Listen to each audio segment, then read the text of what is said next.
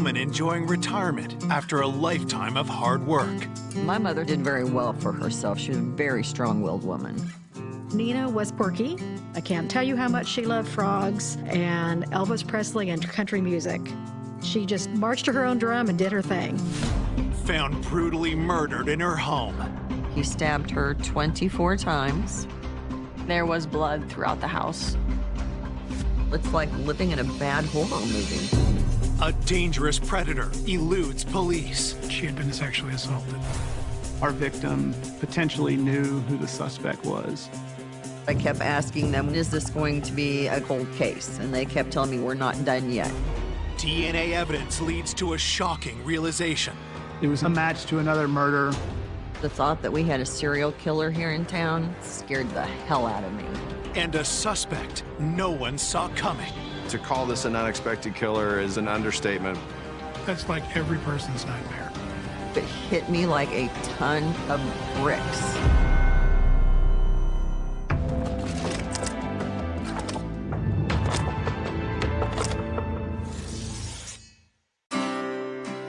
Kansas City is a large metropolitan area on the border between Kansas and Missouri.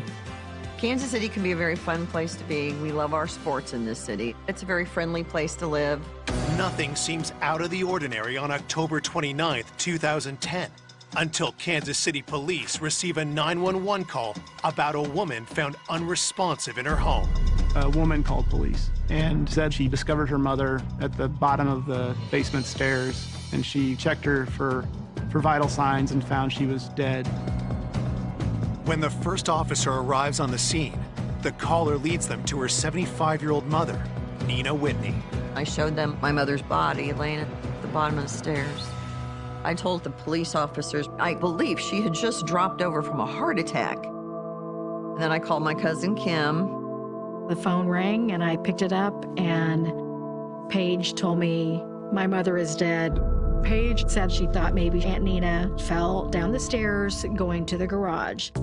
While Paige speaks with her cousin on the phone, police take a closer look at Nina's body. Nina was face down, and there was a shelving unit there with a bunch of glass frogs, and a lot of those frogs had fallen off the shelf on top of her.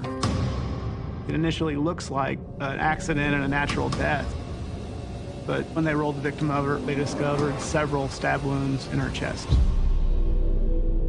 And also, what were determined were defensive wounds on her hands, which is something that we see when someone fights back.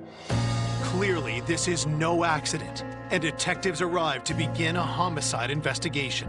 When someone's stabbed like the victim was, it usually means there's some sort of emotion tied there, because you're actually stabbing someone instead of just shooting them or something like that. Her blouse had been pulled up, and there were buttons missing. And they quickly discovered that there what they believed to be saliva on her breast, which they swabbed. So it felt like this was sort of a sexual in nature homicide. Police inform Paige that her mother has been murdered. I don't think I've ever been that stunned in my entire life. It's just, it's so surreal. It's like living in a bad horror movie. I don't know how to describe it. You're just totally and completely stunned. A lifelong native of the Midwest, Nina Whitney was a woman with humble roots. My mother was born in South Dakota, and then their family wound up here in Kansas City in the late 40s, early 50s. My mother had a very rough life. My mom's mom left their family, so my mom was left to take care of her younger siblings. She married my father, and my parents divorced when I was about 9 years old. My father left her pretty much destitute. So it was just the two of us, and we struggled tremendously. My mother worked some very hard jobs, and we lived on food stamps. Eventually, Nina found a stable, well-paying career. She worked on the assembly line at General Motors here in Kansas City. She managed to buy a house, and she did very well for herself. She was a very strong-willed woman. Nina wanted a better life for her daughter and encouraged Paige to get an education. I went into criminal justice at Central Missouri State University, and I was probation parole officer for 25 years. The older I became, the closer my mother and I became. We spent a tremendous amount of time together. My mother started collecting frogs back in the mid-70s. Ceramic, glass, dishes, clothes, bedding, towels. The entire house was filled, wall to wall, floor to ceiling, with frogs. Nina's favorite hobby earned her the nickname the Frog Lady. Nina was quirky. I can't tell you how much she loved frogs and Elvis Presley and country music. She just marched to her own drum and did her thing. Investigators are stunned that someone would viciously attack this 75-year-old woman in her home. I was in total shock, truly. She was in her house, minding her own business, not doing anything wrong. Like, how on earth did that happen? When I found out Nina had been killed, I couldn't imagine who could have done this. I had no ideas. Detectives interview Paige to narrow down when the murder might have taken place. Friday, at about 6:45, I decided to call my mother to see what time she wanted to go shopping on Saturday. And that's when she didn't answer the phone. It was extremely unusual for her not to answer the phone. So then I called the cell phone, and she didn't answer that either. Then I started to panic. So then I took off and went out south toward her house. And when I got to her house, the porch light was not on, and I knew something was very wrong. So I walked through to the kitchen, and it was dark. So I turned the light on, and there was her body laying at the bottom of the stairs. And I could feel the back of her head, and her head was ice cold. And I called 911, and then it just kind of hit me out of the blue that I was hearing weird noises. So I followed the noise upstairs to the hall bathroom. Both faucets in the tub were running full blast. And I thought, well, that's just really strange, because my mother didn't use that bathroom. Detectives wonder if Nina's killer had turned on the faucets, and if so, why? The victim's daughter had located the guest bathroom bathtub faucets running, and she had turned those faucets off. So the bathroom was processed for fingerprints and DNA. In the victim's bedroom, there was like an imprint of where it looked like somebody had been laying on the comforter. And near the bed, we could see buttons that appeared to be similar to the victim's blouse, as well as a hair roller that was similar to the hair rollers in the victim's hair. So that led us to believe that the victim was assaulted, and maybe her blouse may have been torn open at that location. As every corner of the house is searched for evidence, investigators make a crucial discovery. We opened up the knife drawer in the kitchen and located a paring knife where the blade was bent and there was blood at the base of the blade near the handle. That could mean that somebody had tried to wipe it clean. Forensics bag the knife for further analysis and process the house with luminol, which can indicate the presence of blood. The luminol tells us that somebody was moving around in that house with some amount of blood on them. We got that blue glow in the victim's bedroom, bathroom, hallway, living room, and the kitchen. The front door was unlocked, and we didn't find any sign of forced entry, which was a big clue for us that our victim potentially knew who the suspect was. There's no reason for anyone to hurt her. And my mother was not a very social person at all. She had no family other than me here in town that would be in and out of the house. Paige points to one detail detectives could not have determined from their search. There was a shelf by the front door where her cell phone always was, so she could take it when she went out the front door, and it was missing. Had the killer snatched Nina's cell phone? Police request a trace on it, while officers go door to door looking for witnesses. One of my other detectives found a party down the street that had seen a white male in the neighborhood earlier that day. He was in his 50s, walking with a limp. The witness saw him go to a black Jeep. He saw that car was parked kind of behind the house, about a block away. And so he sees this guy walking and kind of looking around. And so he just kind of mentally noted it. He kind of looked like he was probably up to no good. Could the suspicious man be Nina Whitney's killer? As they start to track him down, detectives catch a break. We found that Nina's phone was still on and still being used in South Kansas City. We were able to do surveillance and observe the person using our victim's cell phone. Coming up, a break in the case reveals a potential serial killer. We had another homicide. There were zip ties that have been used for bindings. He's terrorized an entire community. And a grieving daughter takes matters into her own hands. I did feel a need to help them investigate my mother's homicide. If she didn't get the answers, then she kept asking. In my gut, I just knew that was him.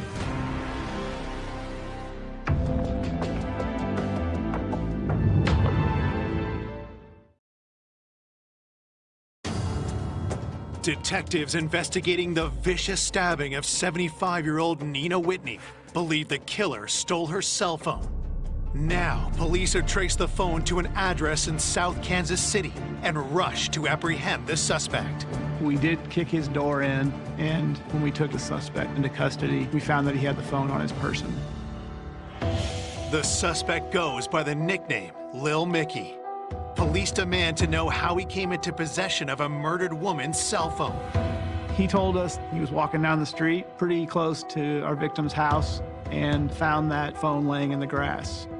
He said he didn't make the most money in the world and was just glad to have a cell phone that was working and started using the cell phone. Skeptical of his story, investigators ask him if he killed Nina Whitney. Little Mickey adamantly denied being involved in any sort of violence with our victim or anything where someone was harmed or killed. We asked him, could you have bought this phone off somebody else? Did you get it from a person? Despite hours of questioning, Lil Mickey stands by his story. His story was, I found the phone there in the grass and picked it up.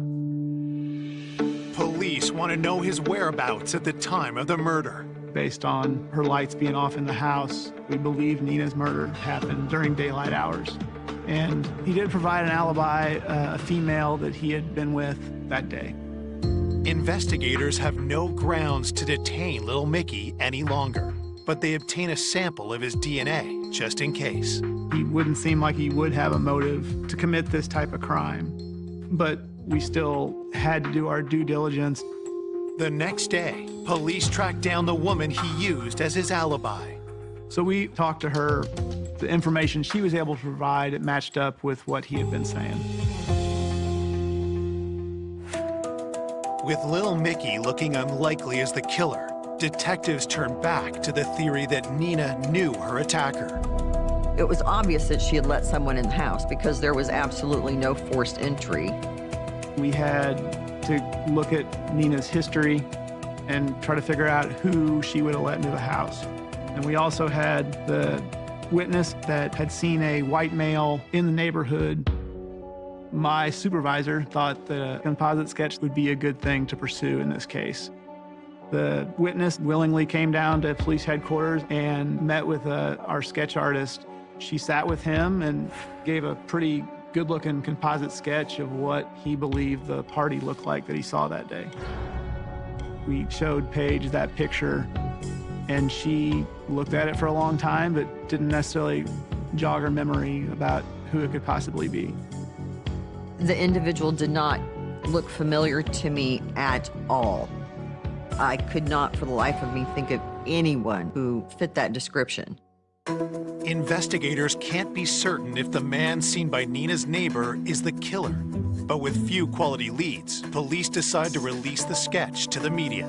I was the publisher and editor of the Cass County Democrat-Missourian. We all know that police sketches are an inexact science. However, I think they can be very useful. So we had run the sketch in the newspaper to put that sketch out to a larger audience. As the sketch goes public, detectives work with Paige to come up with a list of people that Nina would have had a reason to let into her home. She'd had quite a bit of work done on the house in the last year or so, so there had been lots of people in and out working on the house. Maybe someone that is a predator did work inside her house and decided that she would be a good victim. Paige went back into Nina's home and went through all of her records to show us dates and times when she had stuff done at her house. The detectives got all that information from me and questioned everyone who had been in and out of that house. My squad started working to collect DNA from anyone that we thought had contact with Nina.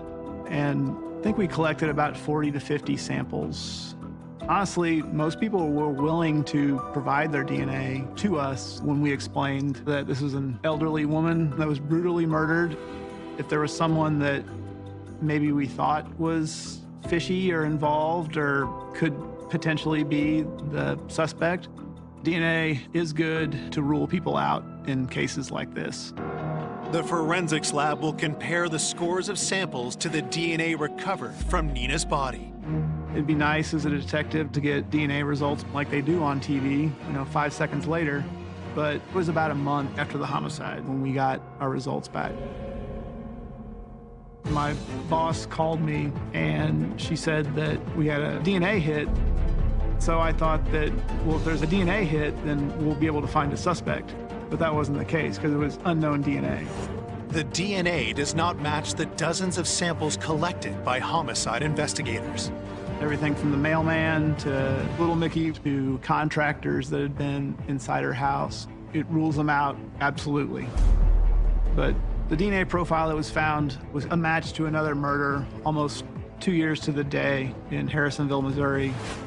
So we knew at that point that this was not the first time that this suspect did this. And that wasn't something I expected. It was a big deal. What concerned us was that we did have a serial killer type situation.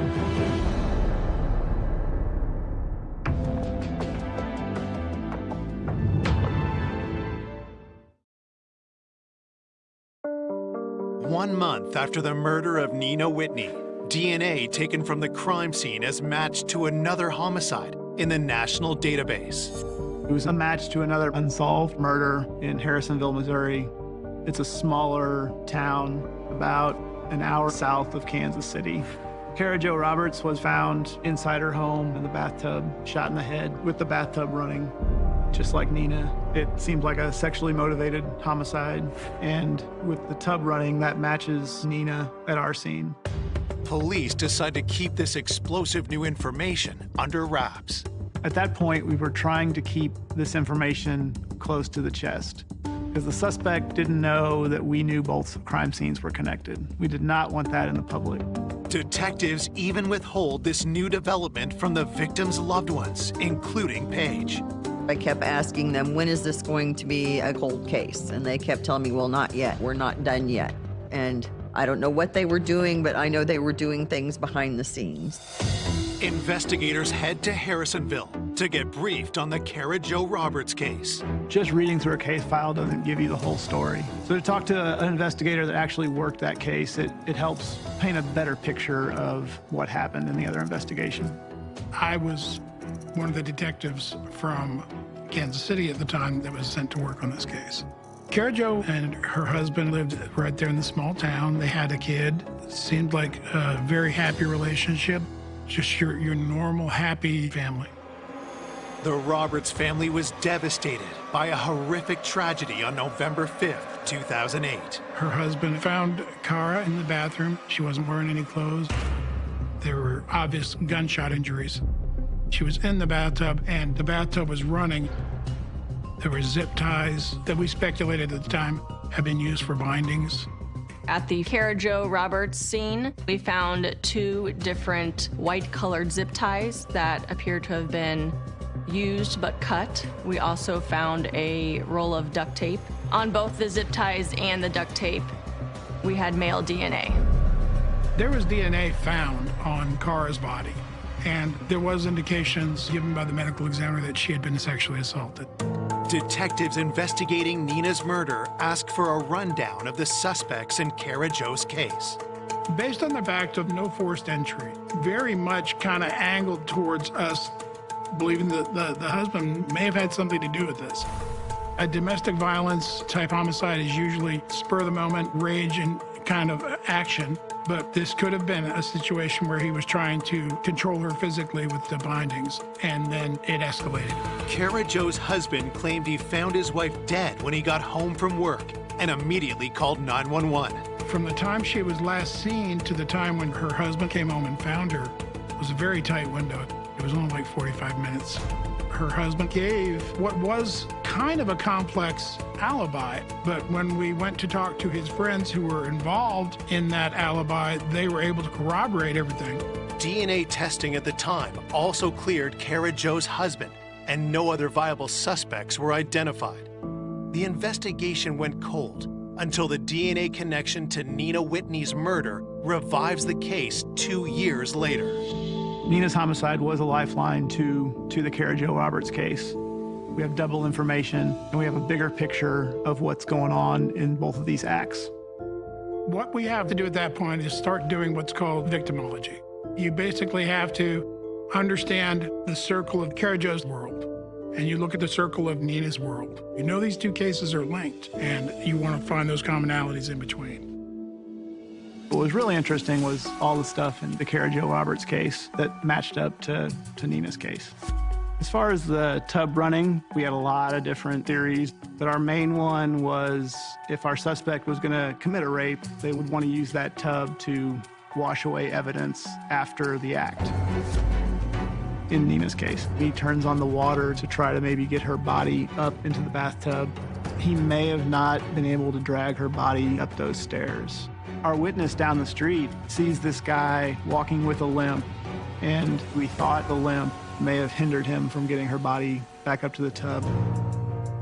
So just like our case, the Kara Jo Roberts case had someone down the street that saw someone in the neighborhood. The witness had seen a Jeep, had seen a male going to the Jeep, and that male may have been limping. And it looked like they were up to no good.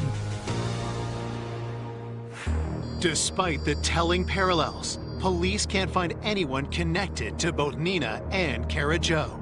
That was not the answer that we wanted as detectives, because that meant that it was somebody totally random. A random person coming in and taking their life. That's like every person's nightmare. In a case like this, where you know there's a suspect out there that could do this again, it makes it even more urgent to try to catch the person.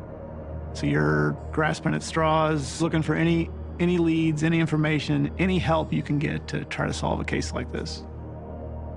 You can only work with what information you've got coming in, and there wasn't any new information coming in at that point.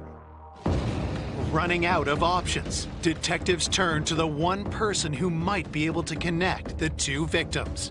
Detective Blank called me, and he said, "Paige, I have something to tell you." And what he told me was more horrifying than my mother's homicide. That scared the hell out of me.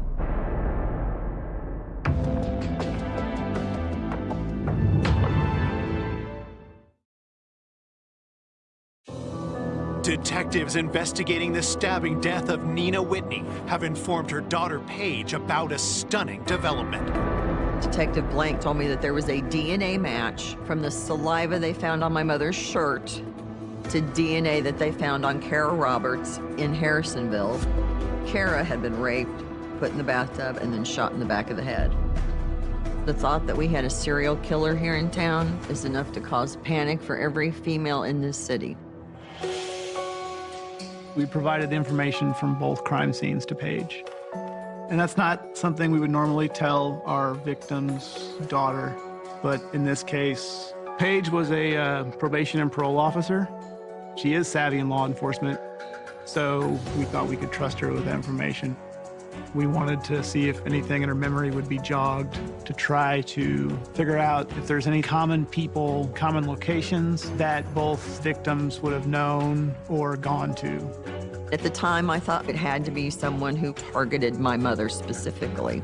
But when they showed me the evidence in Kara's case, there's just a million things to think about when you're trying to come up with a profile for someone like that. There wasn't much there that seemed to be connected between the two victims. There wasn't an aha moment in that meeting at all.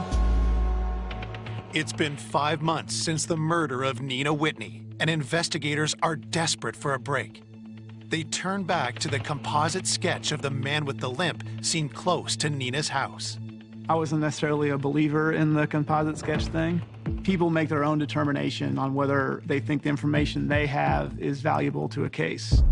They see that sketch and they decide, well, this guy's got glasses and the guy I know doesn't have glasses. And so the danger in that is that that person may have information, but that person may be turned off by the sketch.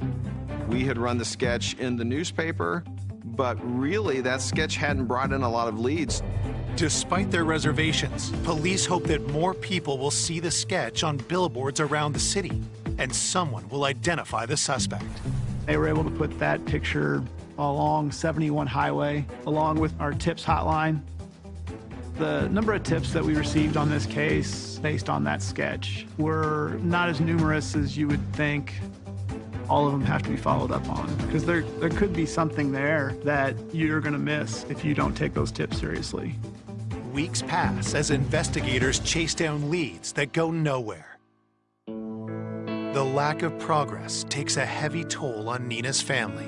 I was really angry that she died in her own home in that terror and that panic, helpless and alone and fighting for her life. 24 hours a day, 7 days a week, I think about my mother's last few minutes of life. I know the neighbor was home next door and nobody heard my mother screaming. I wake up to the sound of her screaming 2, 3 o'clock every morning. It doesn't go away. It does not go away. There's nothing worse than having to tell a family member, I'm sorry, there's no new information coming in, because they're frustrated. They're of the mindset that, why aren't you out there doing something? At her wit's end, Paige summons the strength she learned from Nina growing up and takes it upon herself to search for the killer. The investigation was not moving fast enough to make me happy, so I did feel a need to help them investigate my mother's homicide. I drove around the city and went to every antique shop, every flea market, every thrift store I could think of where she liked to shop. She was looking for that white male walking with a limp and that black Jeep. And Paige was seeing black Jeeps like that everywhere. I would take pictures of all the cars that looked like black Jeeps and all the license plates on those vehicles and forwarded all of those to the detectives. Paige made it her job to be involved, and if she didn't get the answers, then she kept asking. I can't even explain to you how badly I needed to know who murdered my mother. Despite Paige's efforts, 6 months after her mother's death, the investigation starts to go cold. Those kind of unsolved cases in Kansas City leave an entire metro area on edge. As the days turn into weeks and weeks turn into months, how do you keep that case alive within the pages of your newspaper? Most of our weekly papers did not include an update because there was nothing to update in the case. And I kept thinking, this is going to be a cold case. I'm never going to figure it out. I'm never going to figure it out. You always hope for them to get information to catch a suspect quickly, but I just couldn't fathom who would have done it. I had no suspects in mind. I drove around and took pictures of the billboards because I wanted to make sure I got pictures of them before they had taken them down. But the sketch concerned me because I don't know if that description was accurate. I thought there's just so many questions that I will never have answers to. Suddenly, 1 month later, Paige has a realization. May 26th, 2011, I was driving down 71 Highway in rush hour traffic, and I just happened to glance up and look at the lower half of the billboard, and I swear to you, it hit me like a ton of bricks. Like lightning had come out of the sky and hit me in the head. It literally all fell into place as I'm driving down the highway.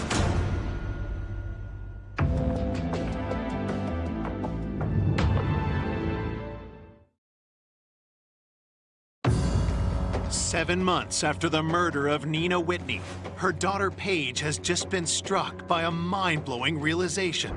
I was driving down 71 Highway, and I just happened to glance up at the billboard. Prior to that, when they showed me the sketch, the individual did not look familiar to me at all. I just focused on the lower half of his face and the chin, and it just an epiphany. It was Jeff.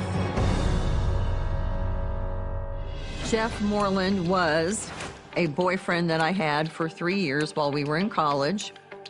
We met in 1983 at Central Missouri State University. Had a relationship for 3 years.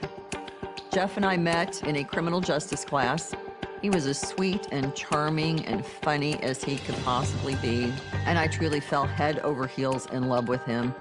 Once I got my graduate degree, I became a social worker, and Jeff went on to become a police officer. He loved being a police officer. That was his ideal dream job.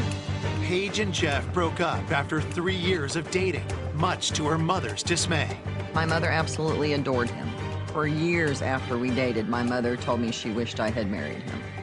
I know if he showed up on the doorstep, she would happily let him in the house. Could Paige's ex-boyfriend from 2 decades prior really be the sadistic serial killer detectives have been hunting for? I was so lost in my own head, trying to tell myself that Jeff didn't do it. I kept trying to tell myself that I was wrong, but in my gut, I just knew that was him. At the parole office, I'd mentioned it to a couple of the girls that I work with, and they told me that I should run him through the system. I said, well, that makes sense. So I ran Jeff through the system. And lo and behold, if he didn't have a black Jeep Wrangler registered in his name, and I nearly lost my cookies. And I also found out Jeff had been a police officer in the Grandview Police Department, but Jeff had retired about 5 years prior to my mother's homicide because he'd had Parkinson's. Does the Parkinson's diagnosis mean Paige's ex could be the man with a limp spotted near Nina's home? Paige brings her findings to detectives. I told him that Jeff had been a police officer in Grandview and gave him all the information that I had. Officers look up Jeff Moreland's home address and discover he lives in the same small town as the first murder victim, Kara Jo Roberts. He lived in Harrisonville, Missouri. So that was the first person during our investigation that matched all of those factors. Detective Blank said, yep, it could be him. Detectives know they have to take extra care when investigating an ex-cop. Harrisonville is a very small community, and Detective Blank told me that Jeff knew every law enforcement officer in the county, and that he would find out that he was under investigation. Investigators decide a direct approach is the best option. We did not believe that we had probable cause at that point to get a search warrant to get his DNA. So we went down and knocked on his front door. I did tell him, your name's come up in a homicide, and we need to get a DNA sample from you. If someone were to tell me that, I'd be like, what homicide are you talking about? That was not Mr. Moreland's reaction. He said, well, I've got to go take my cat to the vet, and he went back inside his house. My gut was telling me that we had our guy, but you need to be sure that this is your guy before you go with your gut. Police again ask Jeff to provide a voluntary DNA sample. I ended up calling him and telling him again that, hey, we need your DNA to compare to this homicide, and then we'll be done. Jeff again claims that he's too busy to provide a sample. A week later, investigators receive an unexpected phone call from the police department Jeff retired from, located just outside Kansas City. So the sergeant with Grandview Police Department calls us and says that he's been in contact with Jeff Moreland and he provided him a DNA sample. We rushed down there and we made contact with the sergeant. On his desk, he had a pill bottle. The sergeant provides a strange account of how he obtained Jeff's DNA. Jeff told him that, I want you to meet me at this gas station along 71 Highway. And Jeff shows up in his black Jeep. And Jeff tells him that Kansas City has come and accused him of being involved in a murder. As he's explaining the story, he takes swabs and puts them in his mouth, and then Jeff hands him this bottle along with my card and says, here, give this to the detectives. We tell the sergeant, that sample's not gonna work. You can't just provide your own sample. And the sergeant sort of indicated, well, we'll just get rid of it in the trash then. We told him, no, we'll take that bottle off his hands and take that from him. The evidentiary value of this stuff is just worthless. But obviously, we recover it and we examine it. That DNA was tested, and it did not match our homicide. The fact that that DNA came back as not a match just didn't surprise me at all. Had he followed protocol, that would have exonerated him. And he very easily could have done that, but he chose not to. We more and more really thought that we might have had our suspect based on his actions at that point. We all know about serial killers. I was worried that the suspect was going to do this act again. A few days later, detectives get the call they've been dreading. I received a phone call. There was a rape that occurred in Harrisonville. But the victim was able to get away, and then she was able to contact police. The victim took the officers to where this event had occurred the day before. It was Jeff Moreland's residence. So my first question is, where's Moreland at now? When police go to arrest Jeff, he's nowhere to be found. Detective Blank told me Jeff may have raped a third victim, and he is now on the run. I didn't know if he would be after me. I didn't know if maybe he had figured out that it was me who initially contacted the police. That was a nightmare.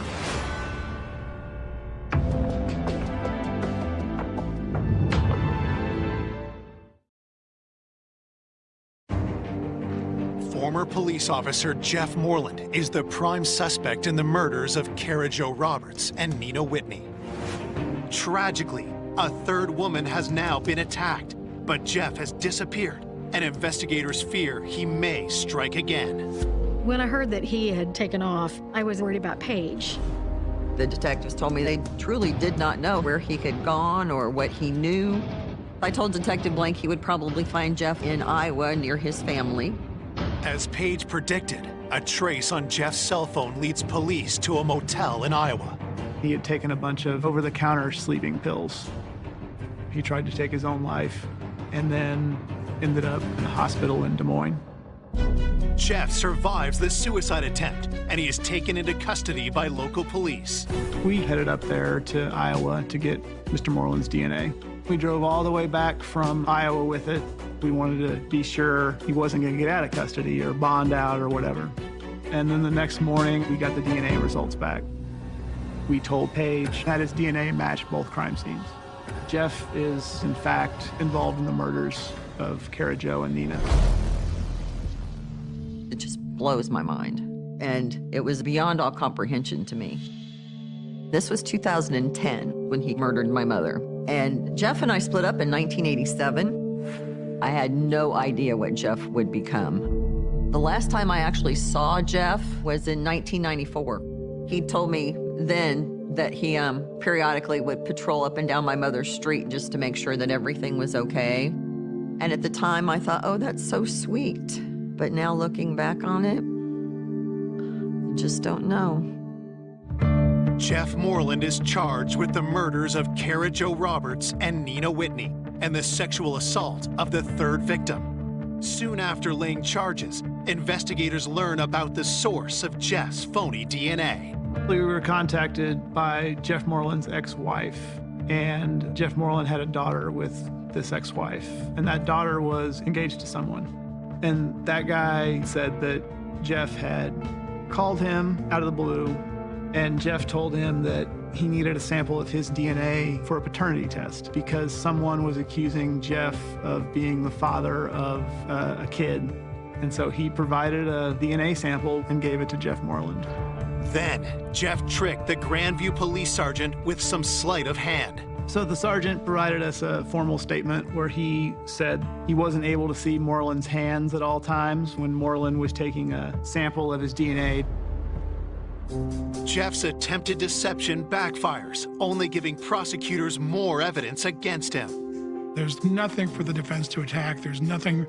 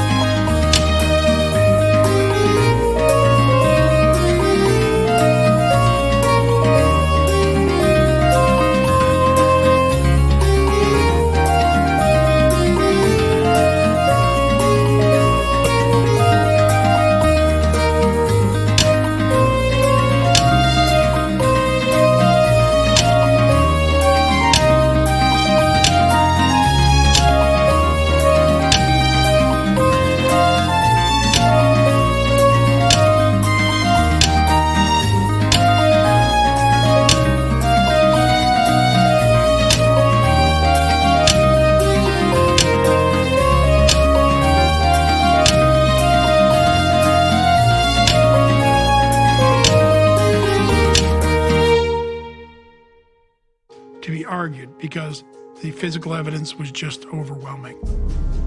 I think it also says a lot that Jeffrey Moreland had 0 witnesses in his defense at the trial. He got life without parole plus 50 years consecutive on Kara Roberts' homicide. And then he got 10 years for armed criminal action and 20 years for murder second on my mother's case to run concurrent. With no trial testimony from Jeff, police and the victims' families are left to piece together exactly what happened to Nina Whitney and Kara Jo Roberts. What we do know is that Jeff Moreland took Kara Jo's life. My personal opinion is he was driving by and saw her in the yard, and he was in that mode where he was hunting and decided that's his target. After killing Kara Jo, it seems Jeff developed a taste for murder. He struck again 2 years later. I believe the day that Nina was murdered, Jeff Moreland simply knocked on the door, and Nina saw who it was and let him in the house. It's not necessarily uncommon for a predator to go after older women because they feel like they are easier victims. Of course, my mother would let him in. And then at some point, he had to have started forcing her backwards up the stairs. I think when he got her into her bedroom, that he tried to rip her shirt off of her, forced her onto the bed, but she did fight back. She did run. My mother went running down the stairs. He chased her. He stabbed her 24 times. The kill shot was here through the throat. At some point, he turns on the water to try to maybe get her body up into the bathtub to wash off his DNA. But at that point, he knew with his Parkinson's acting up that there was no way he was going to be able to take her body back up 2 flights of stairs and put her in a bathtub. And then he went upstairs to clean the knife off, put the knife in the kitchen drawer, and went out through the sliding glass door. Investigators believe that before he left, Moreland stole Nina's cell phone to throw police off his trail. He has the presence of mind to grab that phone and throw that phone in the grass a quarter mile away from Nina's house.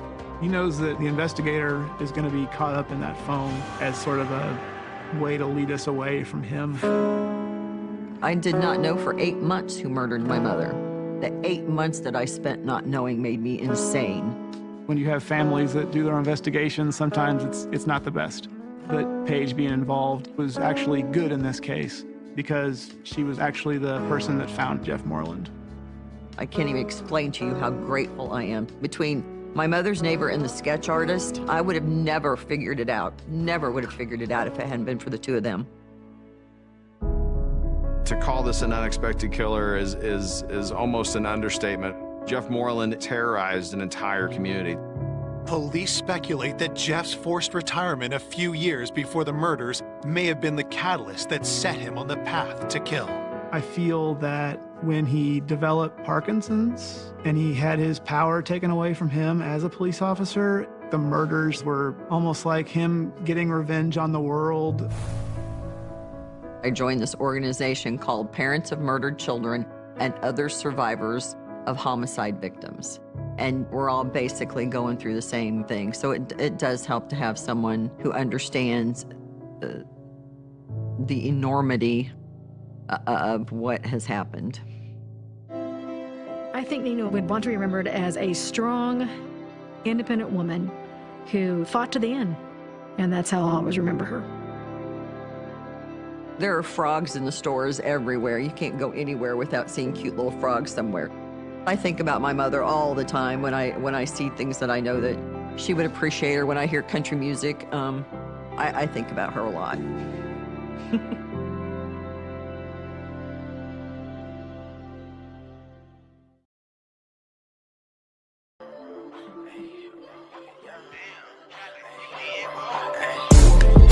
From the 9-1, switch that over, that's the young. I was at the West Coast, now I'm in the